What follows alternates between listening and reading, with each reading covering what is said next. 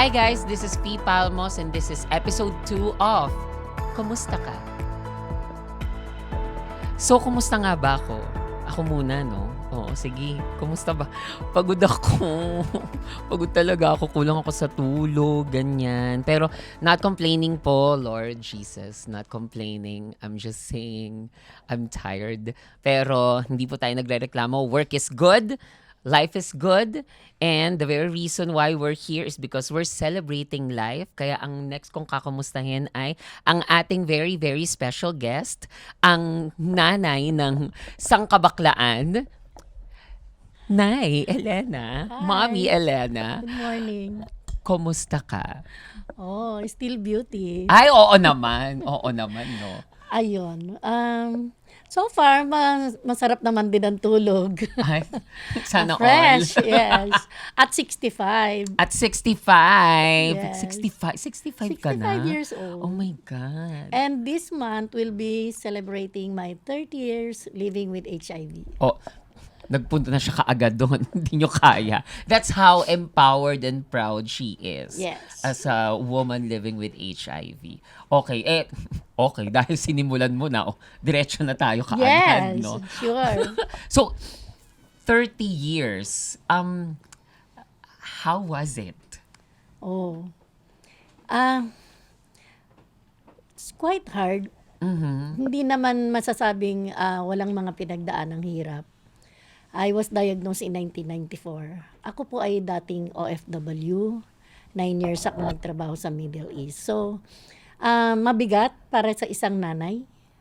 May 4 na anak, single parent, na ma-diagnose ng HIV. Tingin ko noon ay katapusan na ng mundo ko. Bumagsak ang langit at lupa, para akong napipingluya. Parang wala nang pag-asa. Sa isang nanay na katulad ko, na may 4 na anak, paano ko bubuhayin? Na wala akong kaalaman tungkol sa HIV. Na ang pagtingin ko sa HIV noon ay, it's a killer disease. Oh, yes. Yes. Especially 1994. Yes, grabe. Wala pa talaga mga awareness noon. Napaka tindi ng stigma and discrimination. Kahit ako, yung pagtingin ko sa sarili ko na napakarumi ko na ba? What have I done to myself? Yung mga ganyan. Katapusan ko na ba? Am I going to die soon? Yung mga ganon na pagtingin. So, ang laging iniisip ko noon ay, paano na yung mga anak ko? Paano yung pag-aaral nila? Diba? Parang sa isang nanay ay napakabigat yung malagyan ka ng label na unfit to work. Yun yung mabigat sa akin nung araw eh. Nilagyan ng label na unfit to work. So, hindi ka na makakapagtrabaho abroad. Ang system noon ay, dahil hindi ko siya matanggap, I need to get a second opinion. Nagpa-test uli ako sa ibang clinic. And doon ay naging, grabe, Fi. Naging non-reactive yung result sa Yung second second mo. opinion. Yes. Sa madaling sabi, na-process ko naman yung papers ko. 1994, December 24, nakaalis uli ako. Kalipad uli ako. Because Pabalik naging ng reactive. non-reactive yung Naging second. non-reactive, Yes. So, yun. Dahil masaya ako noon at nawala yung unang test, no. So ang tingin ko ay okay ako. Talagang yun naman dahil denial ako siguro talaga. So nakaalis ako, nakabalik ako ng Dubai. Okay, December mami, inaano lang 24. kita ha. Kasi ang dami niya na pong truth bombs, kaagad-agad, di ba? Ganun siya talaga eh. No? Kung talaga, ganun siya, bigay talaga siya, bigay Oo. todo siya talaga. Pero gusto ko lang bumalik ng kaunti. So, when you were diagnosed, is it here in the Philippines? Yes, dito. Yun nga yung may malungkot na twist. Noong na-diagnose kasi ako ng October 1994, kasalukuyang nakaburol si mother. This time, kaparehong time ngayon. Oo nga, same time. Death anniversary ni mother today. So, memorable ang 25 and 28. 28 nung na-receive ko yung test na reactive. Yun yung unfit to work na Kaya pala result. sabi mo as in bumagsak ang Yes, oo. langit. Kaya yun yung panahon na yan. October 28, 1994, nung nakuha ko yung result. Ano to, paalis ka na ba nito? Yes, processing ng aking Oh, papers. medical ito Oo. for papers. Requirement siya sa mga OFW. Usually ganun po, no, Mami? Yeah. Kasi naman parang we don't have that kind of culture before na we get tested. At regularly. meron kasing mga pre-departure orientation at walang information about HIV. So parang bigla na lang merong ganitong result, no, na hindi nga mabigat masyado yung reactive. Ang mabigat doon ay yung label na unfit to work. Tapos tinanong ko bakit, yun pala reactive daw sa HIV. So dahil denial nga ako, ayun. Nagmukmuk ako siguro almost 2 weeks na nagmukmuk ako, pero dahil sa sabi na rin ng mga kaibigan ko, mag second opinion ka. So yun, nag second opinion ako sa ibang clinic and it turned out non-reactive. Nakaalis ka pa nito, Nakaalis Mami? ako December 24, 1994 nga. Okay. So pagdating sa Middle East, eto na anak ang nangyari. Ang mga OFW, kahit meron ka ng medical dito sa Pilipinas, pagdating doon, another set of medical examinations. Dito na, tinawag ako ng hospital for second extraction ng blood. Apparently, meron daw slight virus. Walang sinabi tungkol sa HIV. Okay. Pero at the back of my mind, baka ito na yung unang result, 'di ba? Yung unang test. Kumaway-kaway ng bigla. Yes. So yun.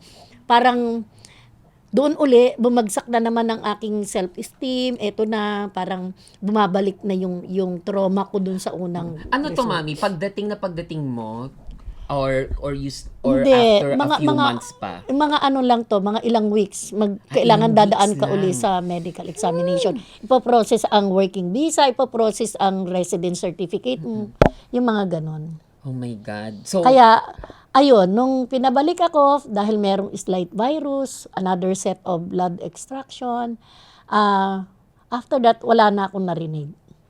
After a month, tumawag na naman yung aking boss at kinausap ako one-on-one kami. Ellen, you have to go home and find an institution who will look after you. Ikaw, dahil wala kang kaalaman tungkol sa HIV, anong iisipin mo? Ano ito? I-isolate ba ako? Ikukulong ba ako? institution? Ano yun? Yes, di ba? Parang bigla, ang sakit-sakit talaga sa kalooban. At dahil wala ako nakakausap tungkol sa HIV, nagkulong na lang ako. Hindi na ako pinagtrabaho, nandun na lang ako sa accommodation namin.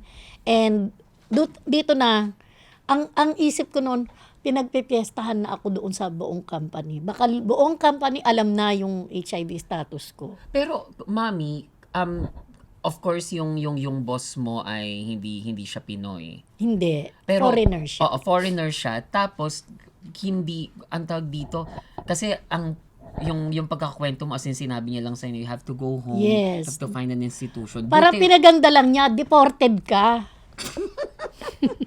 Di ba? Hindi, Deport pero ka. at least walang kahit na anong, Yes, wala akong naramdamang you were discriminated, wala ganyan. akong maganda naman yung pagkakasama niya. Ellen, you have to go home and find an institution who will look after you. After that, wala na. Ipaprocess na lang daw yung deportation. Tapos hindi na ako magtatrabaho. I need to stay at home doon sa accommodation namin. So, pagkatapos nun, Mami, from the time na sinabi sa yun nga, you will be deported, ganyan. Because of HIV, because of HIV, gaano pa katagal yung hinintay mo bago ka mapadala ng Pilipinas? 3 weeks. Ito yung matindi. Yung 3 weeks na yan na wala akong nakakausap, nag-try ako mag-commit ng suicide. Really, grabe yung pinagdaanan ko yun. Dahil wala kang makausap, walang mapagkuhanan ng information. Basta ano yung gagawin ko pagdating ng Pilipinas, paano yung mga anak ko. Laging yun yung umaano sa isip ko. At napakabigat na sa isang tulad kong nanay, yun yung talagang mabigat. Paano ako magsisimula? Do I need to start all over again? Yung mga ganon. Pero ang mas matindi doon ay, I'm going to die soon. Kasi, Paano ko ire-ready yung mga anak ko? kasi ganun talaga yung narrative that time. Yes. That HIV is a death sentence. And It's a killer disease. It's a killer disease. And for a mother like you, Yeah. have 4 kids? Apat yung 4 aking mga kids. anak. Yes. Hindi to pwedeng mangyari. Yes. At ang ano doon lagi ay sinisisi ko yung sarili ko. Paano ako nagkaroon nito? Yun At lagi. bakit ako nagkaroon nito? Bakit ako nagkaroon nito? Pero I never ask God. Ang ano ko lang ay ako. So kanina nga sinasabi mo, Mami, na after everything, especially that 3 weeks of waiting to come back to Manila, to the Philippines, pagkatapos mong malaman itong mga bagay na to, kasi kanina binanggit mo na actually hindi nga yung HIV, yung brand na mas naiinis ka o mas apektado ka, kundi yung brand na you are unfit to work, Yes. because ibig sabihin nun you are unfit to provide for your family. Yes. In all of that, naisip mo din ba na, because you're unfit to work and because you're infected with HIV, you also felt that now you are unfit to be a mother? Isa yon na naisip ko. Paano yung magiging papel ko sa aking mga anak. Syempre, ang lagi kong iisip ay, nasanay ako na cuddle sila, yung mga ganyan. I used to kiss them, hug them, whenever they want to go out. And now, may doubts ka na, oo, yung mahalikan baka ko pa ba sila? mahawahan ko sila. Yun yung talagang mas tumimo sa akin nung na-deport na ako. How young is your youngest during that time? Oh, And kinder how was pa lang siya. Parang 4 years old o 5, ganun. Oh, now I Yung- understand na. Talaga. Paano mo ikikiss? Yes, And those diba? those are moments talaga Napaka ano pa naman nung anak ko, nung mga anak ko. Actually, kahit yung panganay, lalaki, 2 magkasunod na lalaki, 2 babae. Lahat sila naman ay mahag sila sa akin eh. Kaya kahit magba-basketball lang yan, lalabas ako, imbes na magbamano, ganyan. Hahag. Talagang hug and kiss. At hindi sila nahiya yan na kahit sa public, kahit sa harap ng mga kaibigan nila, naghahag sila at nagkikiss kay nanay. Tapos now, Ako yung medyo lumayo, 'di ba? Parang dahil takot ako na mahawa ko sila dahil Dahil wala akong information hindi natin talaga. alam during Oo. that time kung paano. So ang ano ko ay ako yung nag-distance. Parang ako yung may self-stigma na ayoko makahawa, ayoko mahawahan kayo. There was a time nga na nung pagdating ko ng Pilipinas, parang ang gusto ko ay doon na lang muna sila sa tatay nila. Dahil hiwalay kami. At dito, ako na lang muna yung magpo-provide, yung ganon. Parang baliktad, di ba? Ako yung magbibigay ng financial support kung kaya ko pa. Pero dahil yung alalahanin na unfit to work, di ba? Kaya ko pa bang magtrabaho? Isa yun na Yes. iniisip. And baka you will endanger them. Yes, oo. So, yun nga, yung mahawahan ko sila, kaya parang may isip ako na doon muna kayo, dito ako, yung mga ganyan. Pero at the same time, dahil yung mga anak ko ay gusto rin talagang kay nanay, no? Dahil nga hiwalay kami ng tatay nila, mas gusto nila na sa aking poder sila. So, okay, maliit lang yung aming inupahan, mahirap lang naman kami talaga. Maliit lang yung aming inupahan. Dapat tabi-tabi kami. Pero dahil iisa lang yung aming higaan, doon ako sa sulok at sila magkakatabing magkakapatid. So, ganun lang uminog yung aming mundo. At Paano mo nasabi sa kanila? actually, yung panganay ko, napaka-bright niya. Napaka-talino ng aking panganay. Siya yung sabi ko, kasi immunocompromised ako. Hindi ko sinabi exactly yung HIV. Nagsasearch siya sa internet, tapos siya yung, pag meron siya nalalamang information, ibinabalik niya sa akin yan, Nay, ito yung yung immunocompromised. Tapos nakabilog na doon yung HIV. Marami kasing immunocompromised doon sa nakabilog yung HIV. Ito ka ba? Yun yung panganay ko. Kaya ang dali-dali kong mag-disclose sa kanya. Sabi ko, oo. So, sa kanya muna, it took me time bago doon sa pangalawa, bago doon sa pangatlo. Ang nakakatuwa doon sa bunso, nung mag-18 siya, sabi ko magde-date kami. De-date kami dahil meron akong gusto sabihin sa kanya. Alam mo ba, sabi niya, Nay, ano yung gusto mong sabihin sa akin? Parang alam ko na yan. Ano yun? Ano yung alam mo? Na may AIDS ka. Ganon ang pagkakasabi na may AIDS ka. O, kanino mo nalaman yan? Ang iniisip ko, syempre doon sa mga kapatid, pero mali.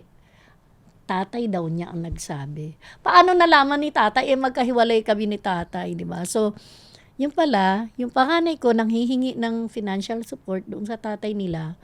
And ang banggit ay, kasi si nanay ay nahihirapan ding magtrabaho. 4 kami na pinag-aaral, kailangan namin ng support mo.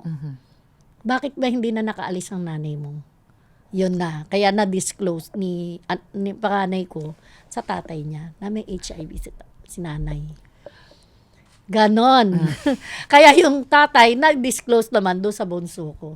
At ang mali pa ang pagkakasabi, may AIDS ang nanay mo.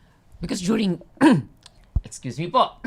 Because during that time, gano'n naman talaga. Parang Yes. hindi natin alam. Hindi siya ano ba, segregated na Oo. HIV at AIDS. Magkaiba yan. Basta AIDS talaga. AIDS, yun na yun, kaagad.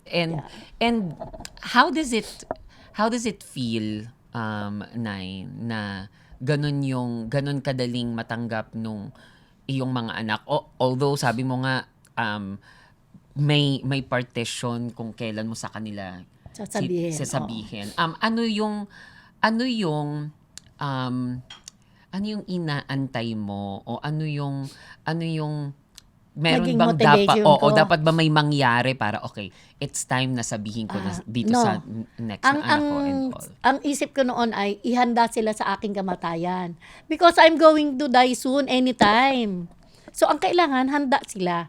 At nagsisipag-aral pa sila noon eh. Ang una ko ay, ma-motivate silang mag-aral maigi hanggang sa kaya ko. Ang dasal ko nga noon eh, Lord, give me another year. Please give me 5 years.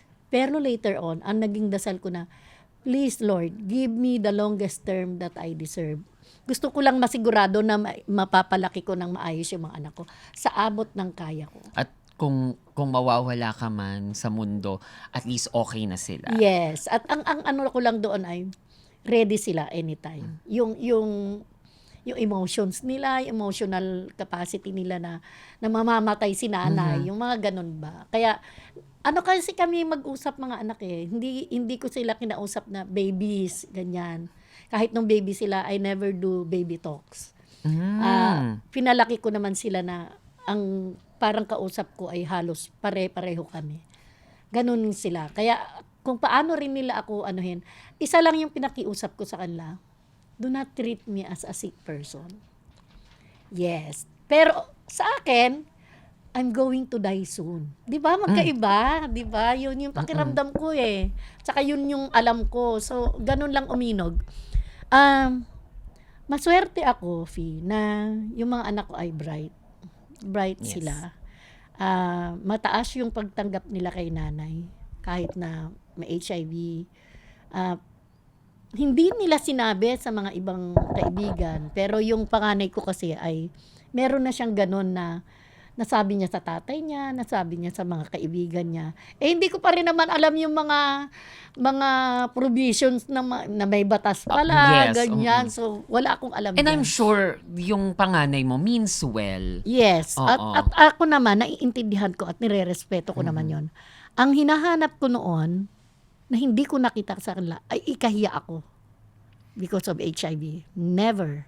Hindi ko yun nararasan sa kanila. At the same time, parang nakita ko pa rin sa kanila na kailangan nila si nanay. And ako naman, on my part, sa kanila ako kumukuha ng lakas.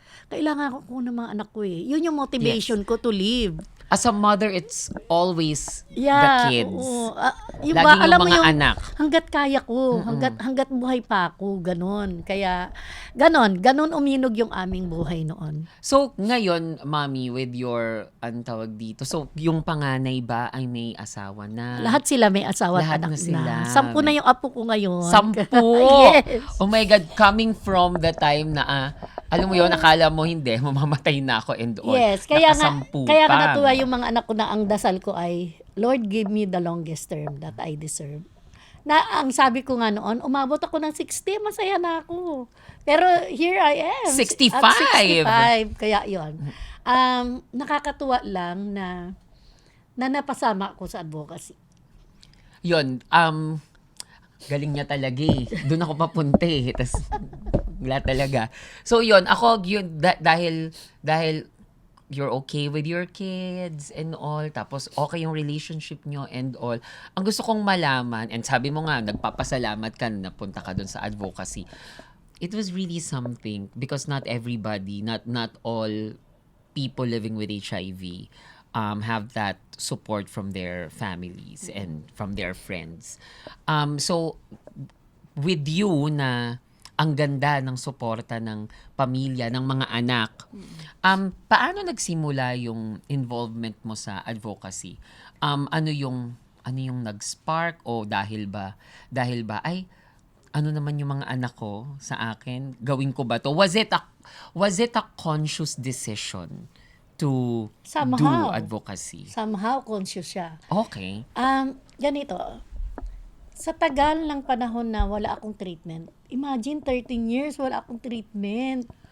Oo, meron kasing nangyari after kung dumating ng Pilipinas, nung sinabi ng doktor sa akin sa RITM na, you are going to live 5 to 10 years from now. Ayoko na pumunta ng ospital. I said, this is it. Hindi na ako babalik sa ospital na yan.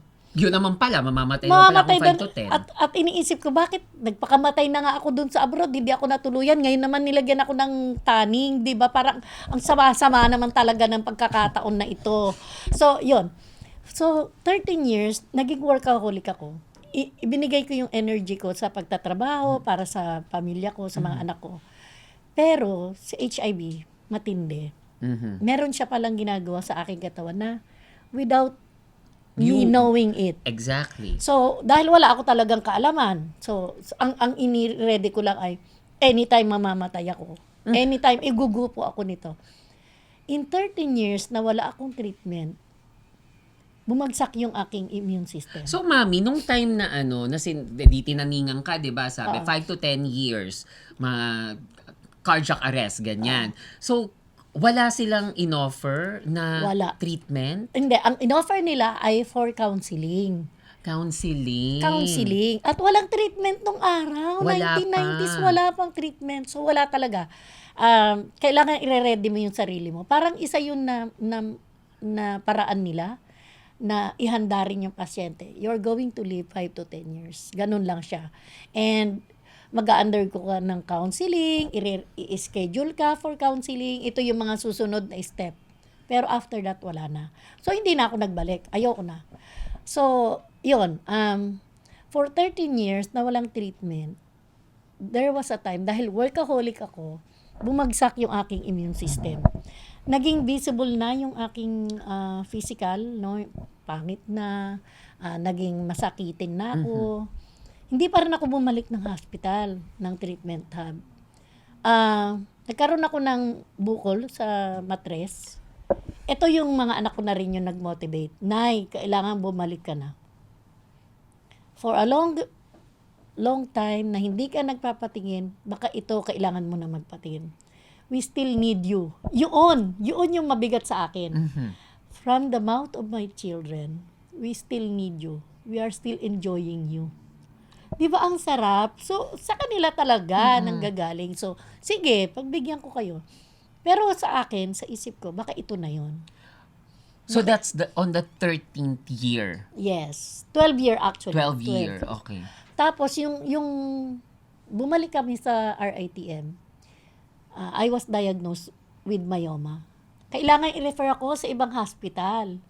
So, yung hospital na ito, dito, somewhere in Manila, ay sinabihan ako na itago natin si HIV kay HEPA. Ang ilalagay natin sa record mo ay HEPA because matanggap ng community ang HEPA kaysa ang HIV. Pero sa isip ko, bakit ganun? Ano bang meron kay HIV? Bakit kailangan itago? Diba? Pareho naman silang sakit, pareho naman silang infection. Sige. Pero dahil ako ay tiwala sa mga doktor, kayo po ang bahala. Go. Diba? Do what Go. you must. Ang importante ay kung makakaraos ako, kung hindi naman, then be it. Ganun lang lagi ang isip ko. So, dahil naiisip ko pa yung mga sinasabi ng mga anak ko, di sige, patingin, ganyan, na i-process yung papeles, yung clearance, tatanggapin na ako, i-admit na ako. Alam mo bang, it took me almost a day na naghihintay sa hospital. Dahil hinahanapan daw ako ng bed or ng room o ward, hindi nila alam kung saan. And ang masaklap, last minute, kailangan na akong pauwiin na. Dahil apparently, 2 doktor yung nag-deny na operahan ako. Because Because, kailangang i-disclose nung aking OB-GYN yung aking HIV status. Pero nung alam nilang HEPA, okay sa Okay kanila. lang. Pero upon knowing HIV positive, nag-deny na sila. 2 doktor yung nag-back out. So, ibig sabihin, hindi matutuloy ang operation, di ba? Napakasakit, Ate Helen, di ba? Sa isang nanay na katulad ko na gusto pang mabuhay, eto na, sabi ng doktor, may ARV na, may treatment na. Kailangan lang, maalis lang yung bukol sa para makapagsimula para ng treatment. makapagsimula. Otherwise, walang hindi magiging maayos yung Yung treatment yung mo, gamutan. oo. Oo. So, kailangan talaga matanggal si myoma. So, yon, masakit na naman yung kalooban ko. Umuwi kaming luhaan, pero yung aking doktor, panay ang tawag sa akin. Kesyo, kung kinakailangan magpadala ng hospital doon sa hospital na ito, ng doktor, doon sa hospital na mag-oopera, hindi pwede. May mga protocol. Doon ko lang nalaman na, okay, kakaiba nga sa HIV. Anong meron sa kanya? Yung mga ganong karanasan, no, na napakasakit, na hindi ko matanggap bilang nanay, Bilang babae. Dati naman akong OFW, nagdadala ng Bagong dolyares. bayani, Bagong di ba? bayani. Tapos eto yung isusukli just because of HIV. Yun yung masakit. So, anong meron kay HIV? Yung lagi yung tanong ko. Mamamatay na nga ako, ready na nga ako. Di sige, mamatay na lang ako. Okay. Dahil na-refer uli ako sa ibang hospital, this time PGH, it's a big institution. Dito naman yung karanasan, maayos yung mga doktor, okay sila. Pero dito ko naranasan yung pandirihan, pinagsigawan. Ito yung may AIDS. Alam mo ba kung sino yung nasaktan? Yung aking anak. Bakit ganun ang treatment sa HIV? Wait, sino yung nagsabi nung... Ito yung may AIDS, Oo. yung personnel ng hospital, yung tagatulak ng stretcher, yung nurse, uy, kaano-ano mo yung pasyente? Nanay ko po, sabi ng anak ko. Hindi mo ba alam kung ano yung sakit ng nanay mo? Siyempre, ang anak ko dahil naunahan siya ng taray, nagtaray din. Alam ko po yung sakit ng nanay ko. Kayo po, alam niyo po ba yung trabaho niyo? So, 'di ba, yung mga ganon. 'Di ba? So, pero yung karanasan na itapon sa basura yung damit mo, sipain, ganyan na parang napakarumi. I'm so sorry, Diba? Mami. Tapos dito ko naranasan lagyan ng label yung aking kama. Universal precaution. Ano yan? Diba? Celebrity At universal guy. ka. Universal. Pero my God, as in... And what year is this, Mami? 2006. Okay. Siguro Wow. ito yung mga karanasan na nag-udyok sa akin na I must do something. Umuukil-kil na sa isip ko, paano yung mga ibang babae, yung mga manganganak, paano yung mga baby na may HIV? Paano yung mga kagaya mo, pero Yes. mag-isa, walang kasamang So, anak, walang yun yung support? medyo siguro aktivista na pala ako nung panahon na yan. Hindi ko alam, di ba? Kasi paano yung mga opera, paano yung mga na-aksidente, di ba?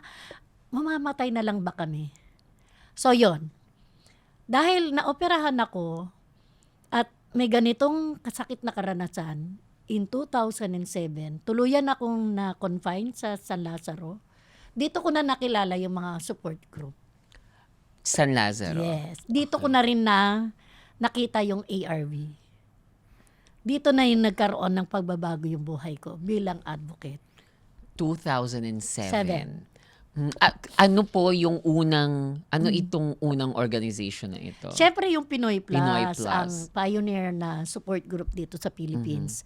Actually, kasabay siya ng aking diagnosis. 1994 na put up si Pinoy. Ako naman na-diagnose na 1994. So parang coincidence lang. Nakilala ko ang Babae Plus, ang Positive Action Foundation. So 3 lang yung support group nung araw. So ganon. Naikwento ko naman yung mga karanasan ko no at isa pa pala yung mga kumakalinga sa mga children living with HIV, which is the precious jewels Which is very, ministry. very close to your heart, Yes, of oo. course. Pero syempre yung babae plus dahil mga women living with HIV ito. So yun yung nag-spark sa isip ko na, pwede pala akong sumali sa mga ganitong grupo. Hindi ko pa alam na magiging advocate ako. Ang alam ko lang ay may pagka-aktivista ako kasi paano yung mga ganitong karanasan? At ang gusto mo lang, meron kang gawin. May gagawin ako. At Sabi may ko, pag gagawin ako ka. nakatayo dito, kailangan may gawin ako. 2007 yung year na, okay, you decided na, I'm going to do something. Hindi nga maging advocate, pero because of your many experiences, you decided na, kailangan may gawin ako. And yun nga, hindi mo pinlano, hindi mo inisip, naging advocate ka. And from there, at dito na kita nakilala, si Mommy Elena ng community, naging nanay ka ng, hindi mo na naman pinlano, pero naging nanay ka ng so many people who are lost, who craves for a mother's tender loving care. Paano nagsimula yun? Sabi ko nga, nung nakilala ko na yung mga support group, dito syempre, dito na ako na train, may mga trainings na, at dito na rin ako nagsimulang makilala. Actually, in 2010, naalala ko, kaya ako lumabas sa media because yung kasagsagan ng salita na ang HIV ay sakit ng bakla. At may mga lumalapit sa akin na, nanay, totoo ba yung sakit natin ay sakit ng bakla? Ganon. Nung nagsimula na ako makilala ng mga tao, lalo na ng mga treatment hub, may mga nire-refer sila sa akin for peer counseling, ganyan.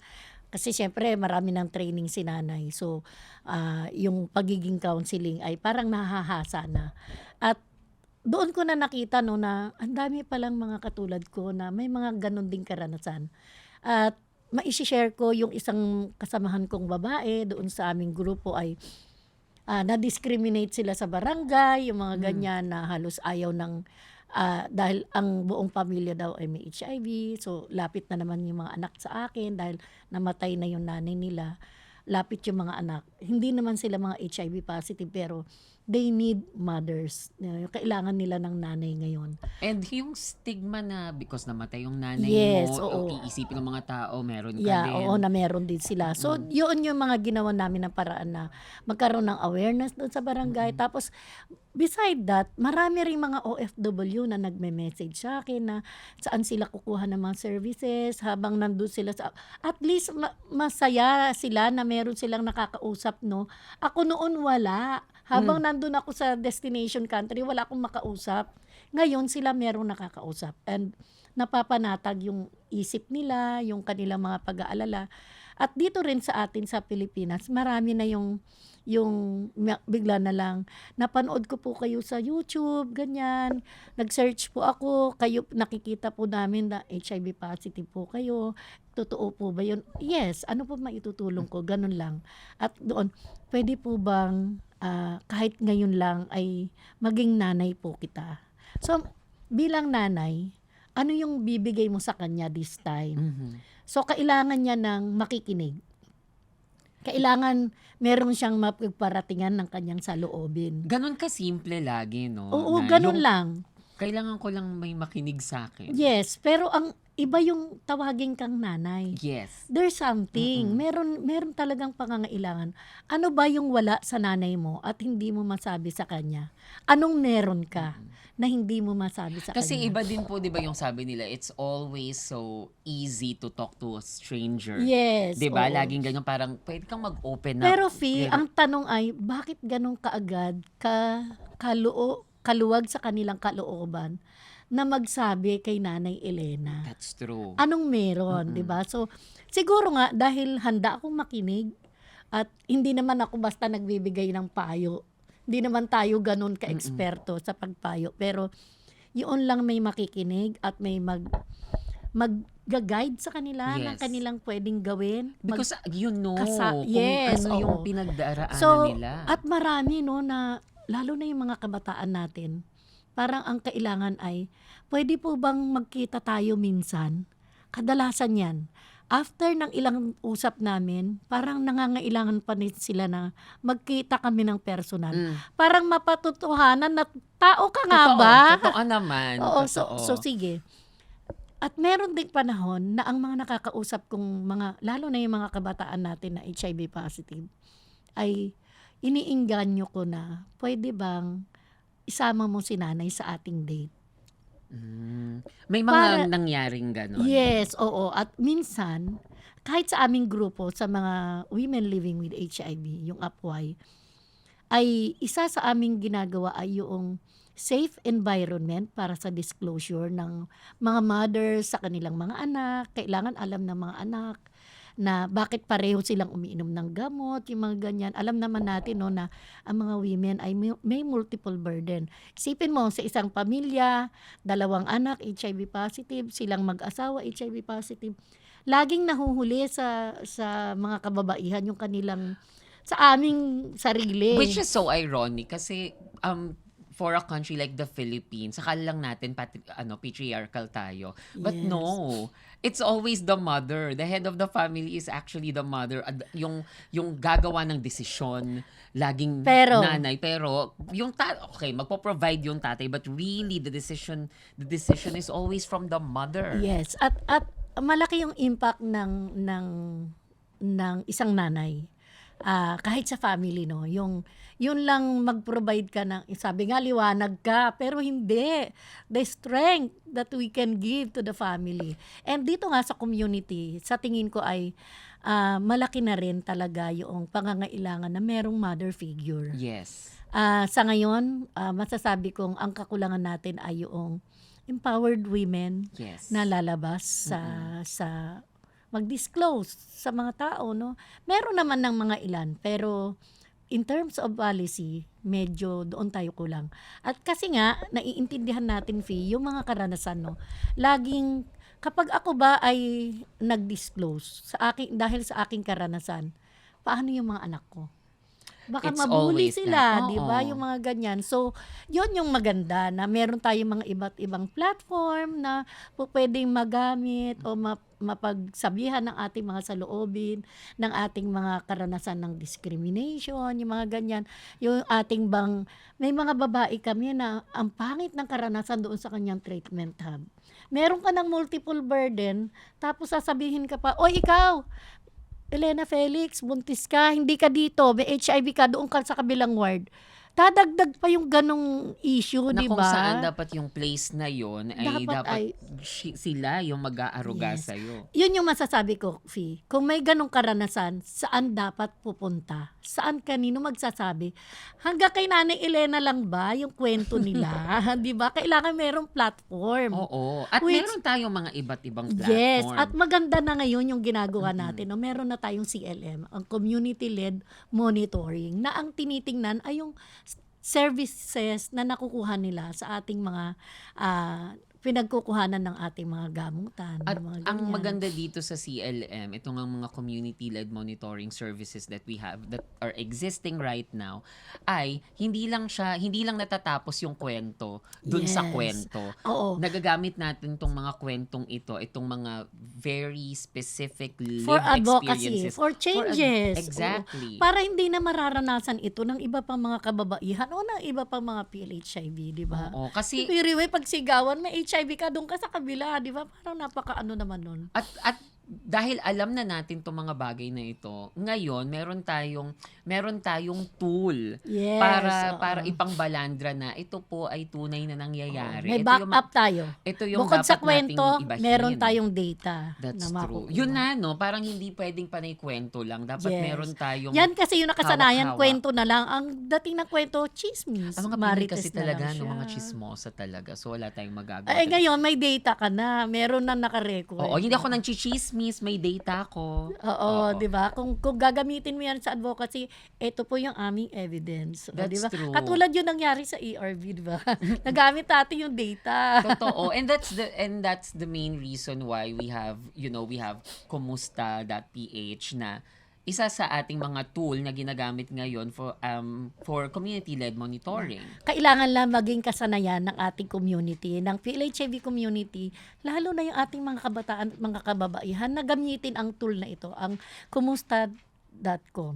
And I believe, hearing your stories, hearing what you've been through and like appreciating now kung gaano ka-importante itong mga kwentong ito, I think dun magsisimula na we get to access these tools. Kasi madami pong tools actually na available, pero ayun nga, hindi lang tayo sanay to access these services. Ayan, Mami. So, meron kang kanina minention of how we are able to use these CLMs for policies.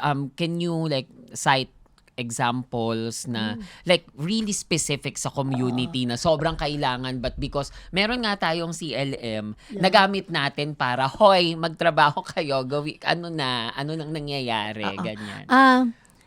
In month ng June, nung gumawa kami ng statement about ARV stock out, and then stock out ang ibig ibig sabihin, nito, shortage o may kakulangan ng ARV. At kumalat na yan sa social media. Tapos, kaya kami nagbuo ng statement patungkol sa government na merong ganitong karanasan. Yung ako kasi, hindi ako masyadong affected niyan dahil ang aking refill ay 6 months. Pero sa ibang mga region, meron talagang kakulangan. Oo, iba-iba yan. Isipin mo, merong tatawag sa akin, Nay, 5 tablets lang ang binigay. 7 tablets. Anong ibig sabihin nito? Ang ating hinaing ay dapat multiple month na dispensing, no? So, eto ngayon, bakit kailangang every week ay pupunta si babae o pupunta si PLHIV para mag-refill? Which is unacceptable. So, ngayon, dahil meron tayong statement at sumagot si DOH, kailangan daw nila ng evidence. Kailangan laging evidence-based yung ating statement. Hindi pwedeng or chismis, hindi pwedeng fake news. So ngayon, ang sabi ko ay, ang aming hawak lang ay ang mga clamor sa social media. It's not acceptable, sabi nila. Kasi anybody can say ng That's kwento. true. So, sige, hahanap po kami ng evidence. So, ang kinuha naming evidence ay ang data doon sa kumusta. So, ito ay mas solid na evidence kasi nakita doon yung karanasan, no? So, because meron tayong data, ang naging sagot nila ngayon ay meron silang 250,000 bottles na binili nila para masolusyonan yung stock out. Yun. 'Di ba? Ito yung solid na paggamit ng data for the advocacy. At evidence siya, hindi siya basta sabi-sabi lang. At yun yung gusto natin parating i-achieve. Experience na siya. First Exactly. experience natin na magamit ang data ng kumusta para sa advocacy. Para merong mangyari. Oo, at para mas may push. Yes. 'Di ba? Pero ano na siya, solid na siya. Kaya ako ay yun yung aking push ngayon sa ating community na dapat talaga magamit natin, maging habit ng community na gamitin ang kumusta. Oo. Makasanayan. Kasi Makasanayan usually siya. hindi lang tayo sanay that these tools actually exist, kaya akala natin hindi natin alam at hindi sila available for us to take advantage of these tools. Mami, syempre ngayon pinag-usapan natin yung ganon, itong nakakapag-push tayo for policies, nakakapag-push tayo for change and all that. Pero hindi lang naman doon lang like limited yung ating tool. Kumbaga meron din siyang very specific experiences of individuals. Sa iyong experience ba handling different clients, ganyan, meron ka bang sa tingin mo yung tumatak sa'yo, yung a memorable moment when you talk to this person and that person's experience? Sa tuwing ako ay share ng aking experience, hindi ko makakalimutan ang taong ito. Isa siyang flight steward at naging bahagi siya ng aking journey dahil sabay kaming nagti-treatment, sabay din kami halos na nagre-refill. So, naging close kami, no? Parang ate lang ang tawag niya sa akin noon. Pero nung panahon na siguro may bumabagabag na sa kanya, siguro ang pagtingin ng kanyang pamilya na may alam na yung pamilya niya tungkol sa status niya ay ikinulong siya sa isang kwarto. Tapos ay nagte-text na lang siya sa akin, "Please help me." Hindi ko masabi sa aking family yung totoo. So ang alam ko naman na ang mahirap sabihin ay yung pagiging gay niya at saka yung pagiging HIV positive. Pero dahil nauna ngang nalaman ng family yung pagkakaroon niya ng HIV, yun nga, ikinulong siya, in-isolate siya sa isang kwarto at kakatok na lang, "Oy, eto na yung pagkain mo, nasa doorstep." Oh my God. So, nobody wants to talk to him within the family. Nobody wants to go near him. Yes, 'di ba dahil naka-close. Tapos siya naman ay panay lang yung tawag sa akin, panay ang one day nanghingi siya ng tulong para hanapan daw siya ng counselor.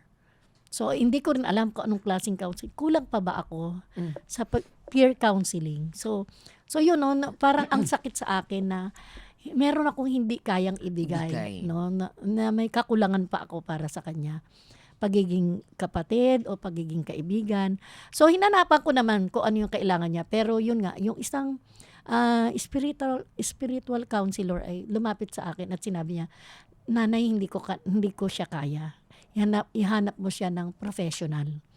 So after 2 weeks na sinabi ko naman yun kay client, no, kay flight steward, pero hindi ko na alam kung ano yung nangyari. After 2 weeks, nabalitaan ko na lang na nagbigti. At ang Trigger balita warning ay dinala siya sa isang hospital and that hospital has no capability to handle HIV. At pinabalik siya sa San Lazaro. Sa San Lazaro, after an hour, patay siya. So yun yung medyo masakit sa akin. Parang kulang ako. Mhm.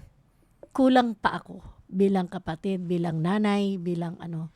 So saan ako nagkulang? Yun yung mga kaya kung yung mga ganong karanasan noon at wala tayong tool o walang platform, ano yung mangyayari? Ganon na lang. Habang buhay na lang ba nating tatanggapin yung mga ganong sitwasyon? At memories na lang sila. Hindi Yes. sila malalathala na nangyayari tong mga bagay na to Exactly, if oo. if we're not able to At kung itatago record na lang this. natin yung kwentong ito, 'di ba? Sabi ko Exactly. nga, maswerte ako na yung aking family ay napaka-supportive. Meron akong support system within the family. Kung ganitong family na napaka-taas ng expectation, na napaka close-minded pagdating sa HIV o sa pagiging bakla. So, ano na yung makukuhang support, 'di Kasi ba? kumbaga kung meron naman siyang opportunity, I'm sure na lumabas, gagawin niya naman pero Kaso kung hindi nakulong nga siya. safe space. Exactly. Kung hindi yun safe space at kung wala siyang opportunity, Siguro kung naku, buhay siya mawala. ngayon, gagamitin niya ang CLM. I'm sure. Yeah. Or I'm sure isa siya sa mga giging guest natin Yes. for that. Ayun, kaya medyo mas ano lang sa aking kalooban yung mga ganong Pero kahit nakasama na na. may mga ganyan, Mami, gusto ko lang sabihin na maraming salamat for everything na nagawa mo at patuloy mong ginagawa for the community. It's not easy to be a mother, let alone be a mother to so many people who would like to have a mother in this different and specific time of need. Napaka-importante po. Kaya we salute you. Kaya nga kanina, ang dali-dali yung trabaho ko kasi alam niyo na yung mga sasabihin ko. Alam niyo yung mga sasabihin niya. But really, we appreciate your work. We appreciate you. Hindi lang si Mama Elena na advocate, but si Mama Elena as nanay. not just nanay, but as you. Yeah. Regardless of these labels, you're a person living with HIV, you're an OFW, you're a woman, you're Pero a syempre, nanay. bilang nanay, may mga limitations din, di ba? And okay lang po yun. Yeah.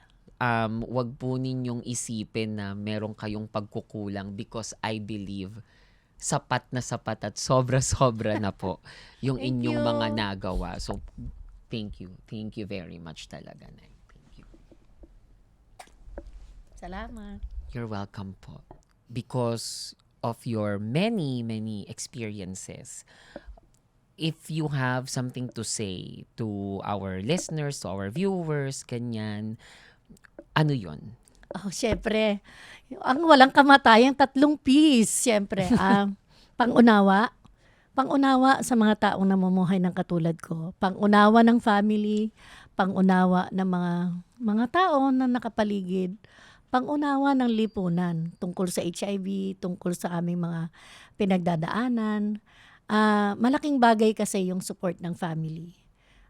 Yun yung support system. Siya yung nagbibigay ng lakas para magpatuloy sa buhay. Ang pangalawang P ay ang pagtanggap. Hindi madaling tanggapin, Fi. Hindi madaling tanggapin. At sa harap ng mga tao na sabihin, ako ay HIV positive. Hindi madaling tanggapin na ikaw ay pandirihan. So, yung pagtanggap ng pamilya, pagtanggap ng mga mahal sa buhay, pagtanggap ng lipunan sa mga taong namumuhay ng HIV. Patas na karapatan, hindi naman kailangan ng espesyal na karapatan. Karapatan ninyo ay karapatan din naman namin. Masasabi ko, a person living with HIV is also a person living with dignity. Yun lang. Salamat. Thank you so much, Mami.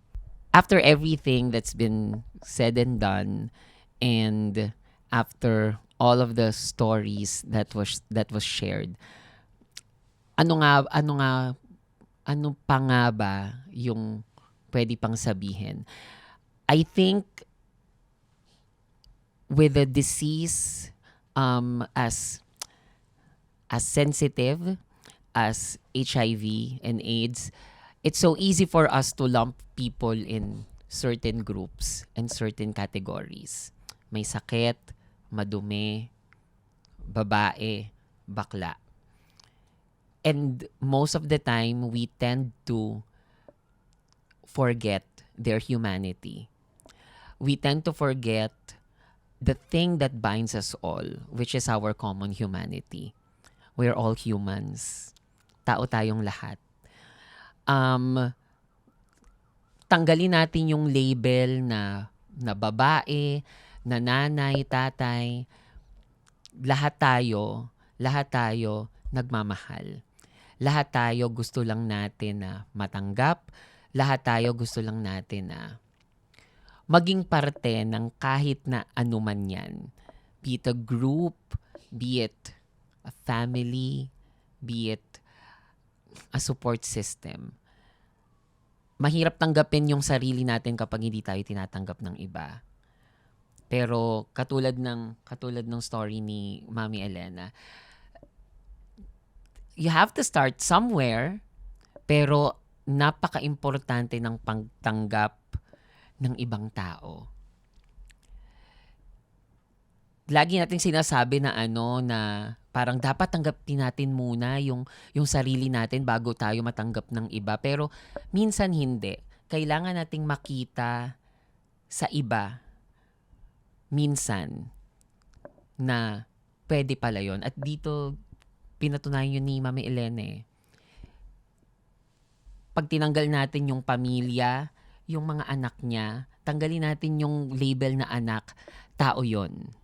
At dahil tao sila, tanggap nila kung ano man ang nangyari kay Nanay Elena. Tanggalin natin yung pagiging nanay niya dahil pinakitaan niya ng pagmamahal itong mga taong ito. Again, when we take all those labels, ang matitira lang ay ang ating pagkatao, ang ating humanidad. At kapag yun lang lagi nating tinitingnan, I think we'll never go wrong. And will always foster that understanding and compassion and empathy for other people. And when we do, nakita din natin na kapag nahanap natin yun, it is also very important if we have the tool to share that understanding, to share it to other people. Because when we share it, we open minds. Nagbubukas tayo at nagpapalawak tayo ng mga makikitid na utak, makikitid na daan, masisikip na puso. And I think yun yung lagi nating dapat tandaan. Let's take out the labels. Hindi naman tayo asin at saka asukal na pag nalito tayo, mag-iiba yung lasa. The only label that we need to put in ourselves, we're all humans. And that in itself, wala na dapat pang ibang kasama.